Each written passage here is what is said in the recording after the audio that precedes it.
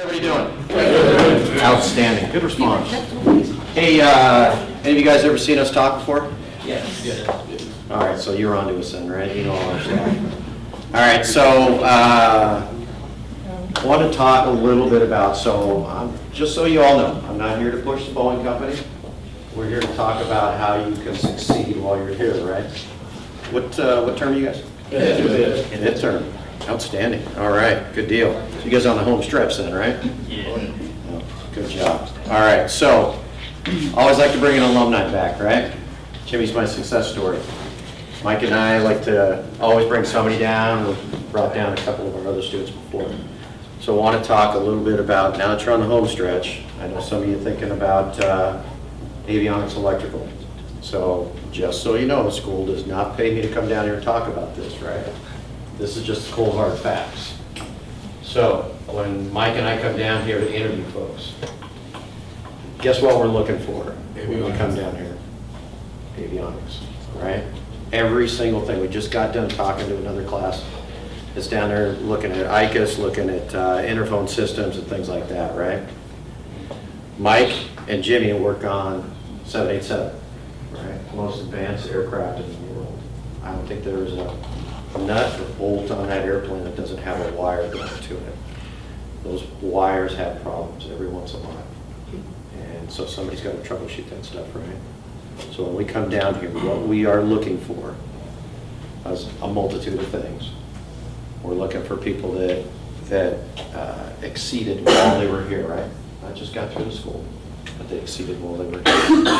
4.0 students, perfect attendance, avionics electrical course.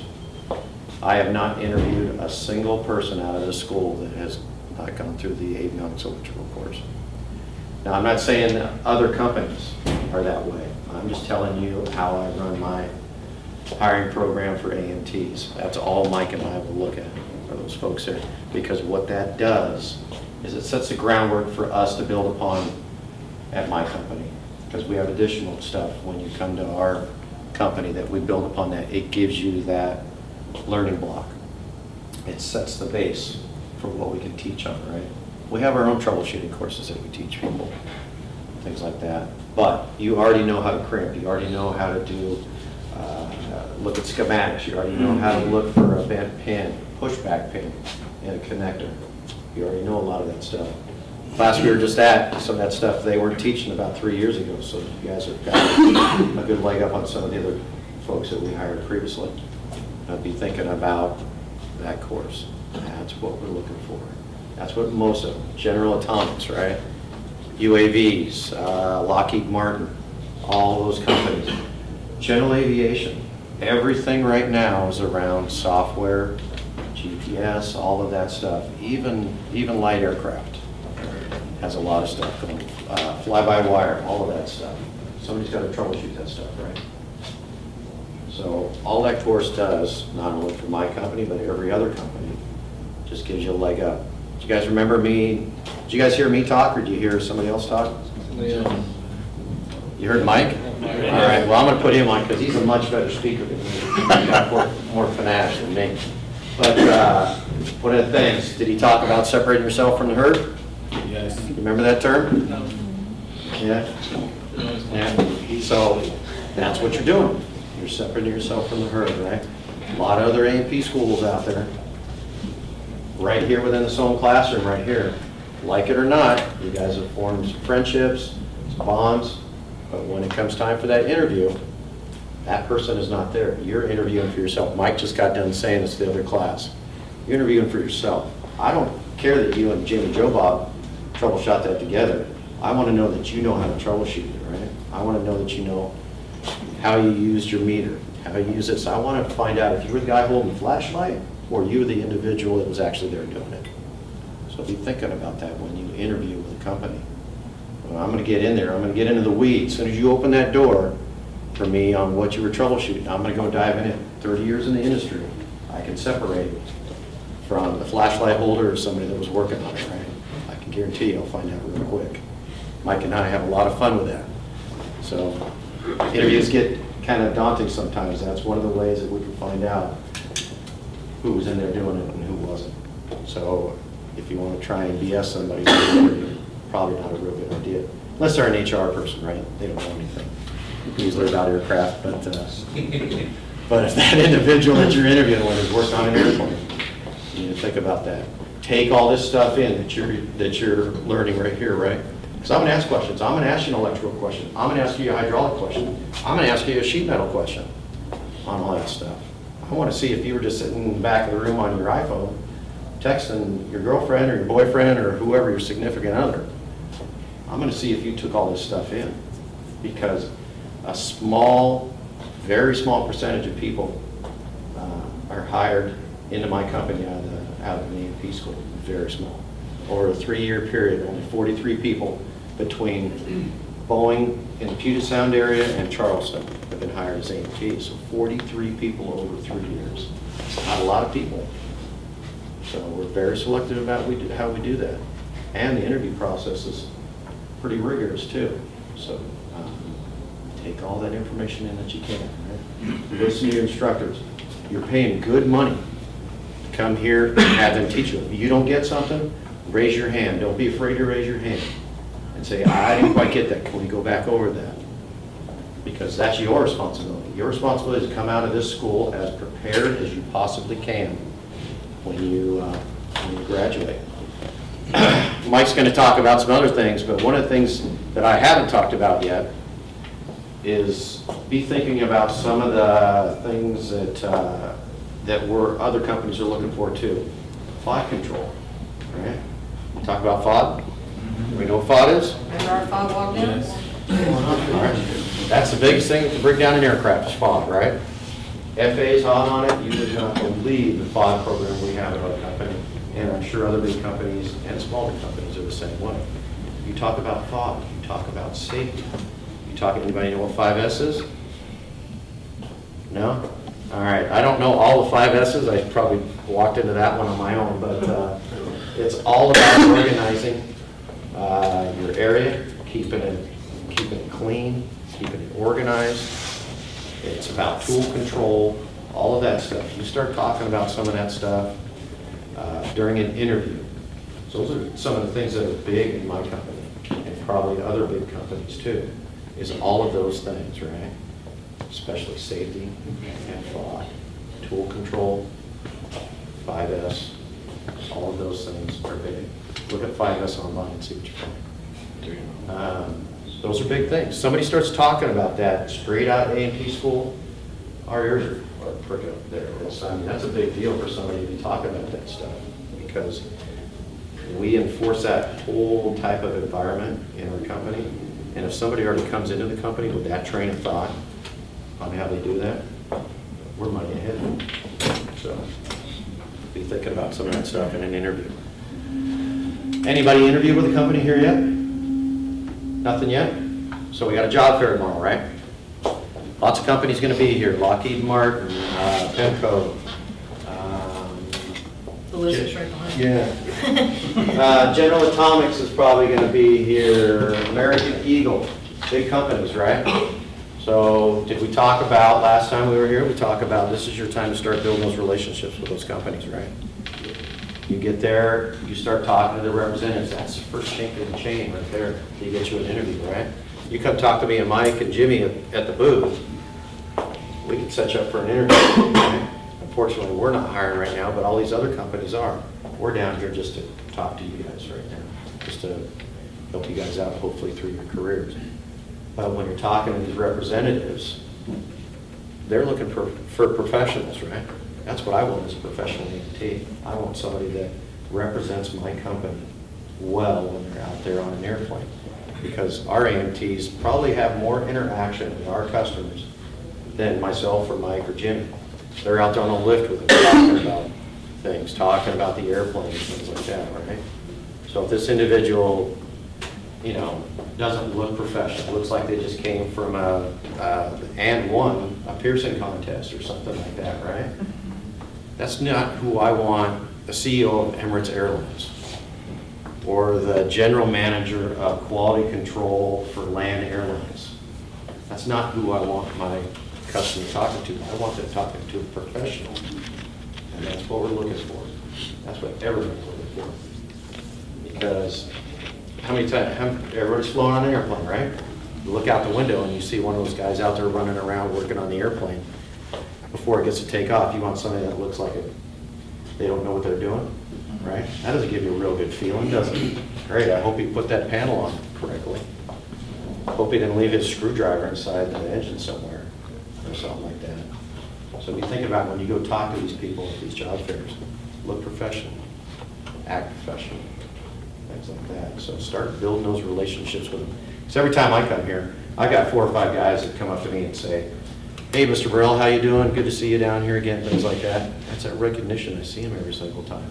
So when they graduate next time, they might be talking to me, right? Just because of that relationship they built with us. So start talking to those companies. Start to figure them out a little bit. Now keep in mind, you want them interested in you, but you need to be interested in them as well too. This is your opportunity to ask about their companies. You want to find out about what kind of health care do they have. That's huge. Think how much that costs you every month, right?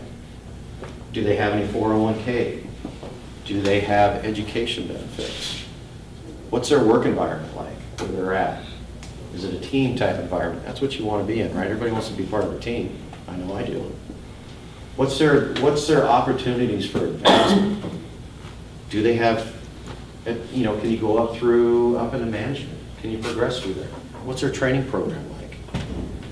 You want to be thinking about, is this the company that is the right fit for me too? Because think about it, who wants to go to work every single day and go to a company, that alarm clock goes off and you go, oh man, I got to go into work, right? I'm not saying you're jumping out of bed, great, I'm going to work, but you also don't want to threat it. You want to enjoy the people that you work with. That's the key, really. I don't enjoy my job every single day, but I do enjoy probably 99% of the people that I work with. So you want to be able to have that team environment. You want to be able to enjoy your job.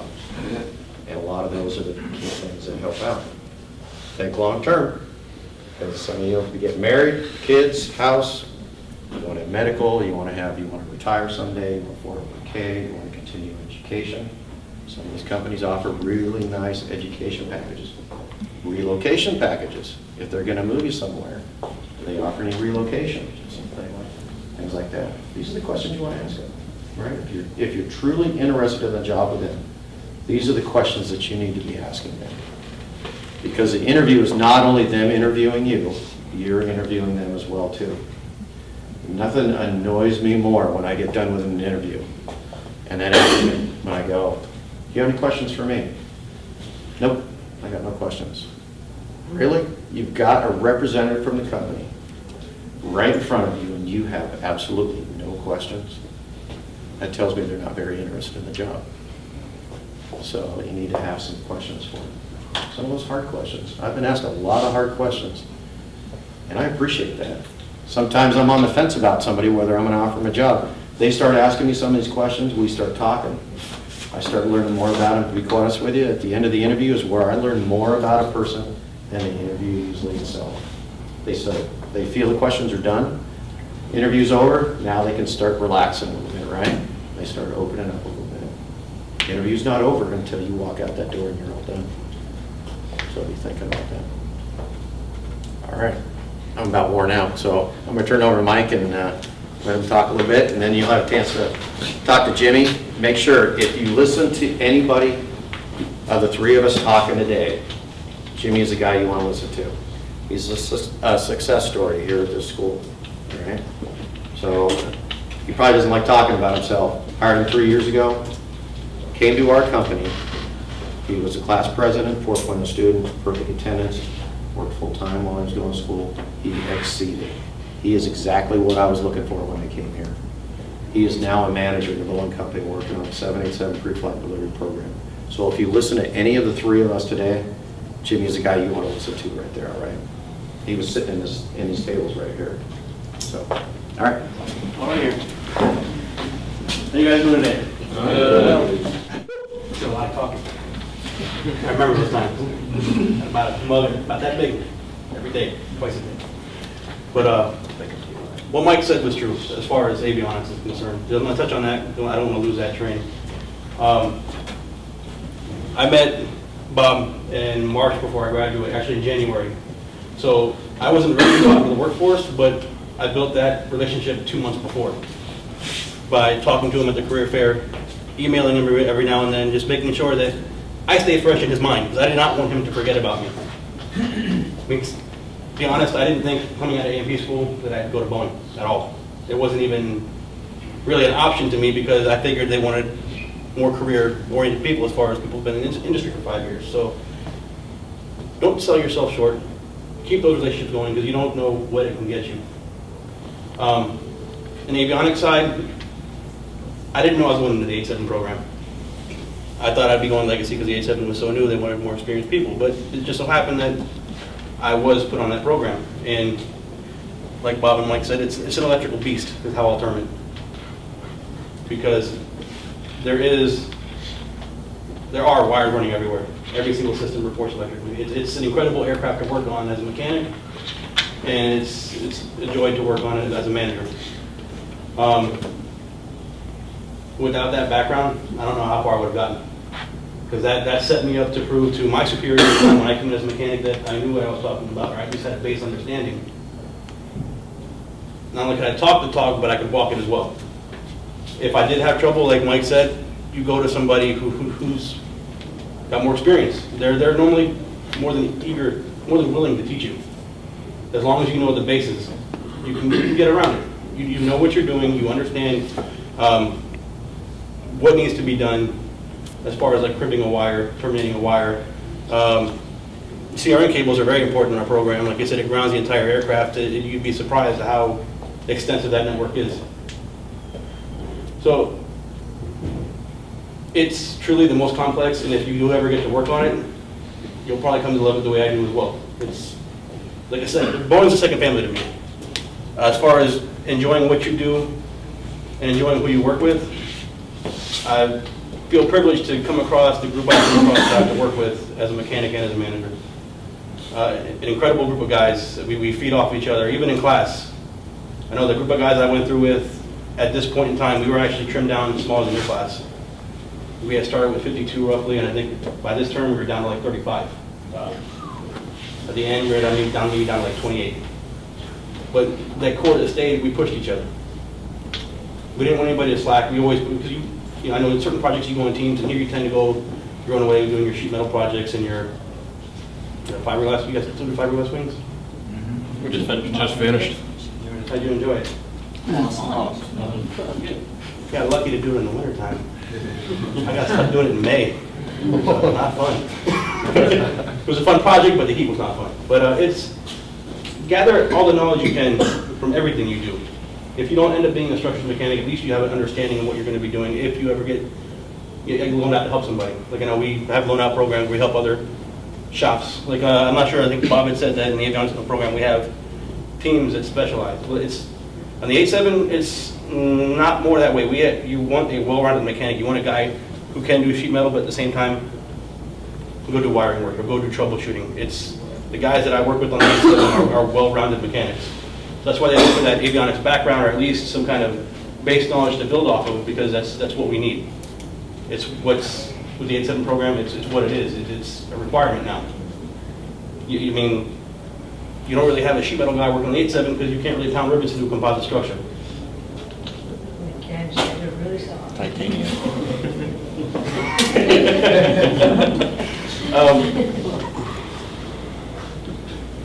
The best thing I can say is push yourselves. As far in resume building, I know I started in fourth term building my resume. I kind of tooled with it along the line, but started getting serious with it after I got my power plant license. Don't let that slide by. Take it seriously. It is, your career did start, to me, my career started back in first term. I took a step into the school. I made a commitment not only financially, but to myself and to my future family. I took it seriously the best I could. I sat in the front. I was here every day. I was here on time. Normally I was here half an hour early just to make sure I was here on time because of traffic. It's the little things you do to set yourself up that separates you from everybody else that you need to continually do. And hopefully it's a habit by now. It's not just something you force yourself to do. It's something you get up and do automatically. And that will carry over into your career. And your future employers will notice that. As far as your work ethic, your attitude, showing up on time. Showing up on time is probably the biggest thing to any employer. You gotta be there. No matter what, you know, what happens in life, you have to be held accountable for yourself. And you can't learn if you're not here. I know it's kind of late to be saying that in fifth term, but I'm sure you guys have seen it. You miss a day, you miss a lot of information. Because sometimes you have one day for one piece of information, one subject. Do yourselves a favor to be here. Take advantage of everything you can, every opportunity, every question. I mean, there were countless days I stayed after class as long as I could to talk with the instructors and just pick their brains. Take advantage of it while you're here, because as soon as you're gone, you can't really ask those questions anymore. They're not as readily available to you.